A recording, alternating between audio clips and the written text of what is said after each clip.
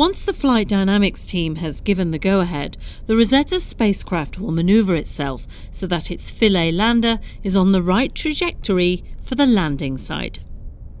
Rosetta will release Philae when approximately 22 kilometres from the centre of the comet. A signal confirming the separation will arrive at ground stations on Earth 28 minutes and 20 seconds later. The landed descent will take 7 hours. On the way down, Philae will take a series of images, including a farewell shot of the orbiter. Some of its onboard instruments will sample the dust, gas and plasma close to the comet's surface and measure any magnetic field. The Sesame experiment, which contains 3 instruments, includes one called CASSE, located in the lander's feet. CASSE detects the touchdown, the moment when the lander hits the surface, and also it has active emitters that emit acoustic waves in one foot, and they go through the surface and can be detected in another foot, and we can derive the mechanical properties of the soil of the cometary nucleus this way.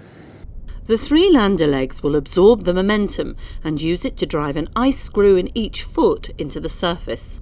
At the same time, 2 harpoons will fire to lock the probe onto the surface, and a small thruster on top will counteract the impulse. Once anchored to the nucleus, Philae will begin its primary science mission, based on its initial battery lifetime of 64 hours. The lander also has solar panels, and hopefully they can recharge the batteries and extend Philae's lifetime. Above the lander, after separation, Rosetta will move away from the comet and reorientate itself to communicate with the lander. If all goes well, communications will be underway around 2 hours after separation. The first images from the descent are also expected within several hours of this point. The timing and precision of the landing manoeuvres are crucial.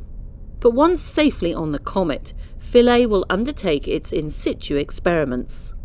Its first operation will be to take a panorama of its surroundings, and within hours we will see the first ever view of a comet from its surface.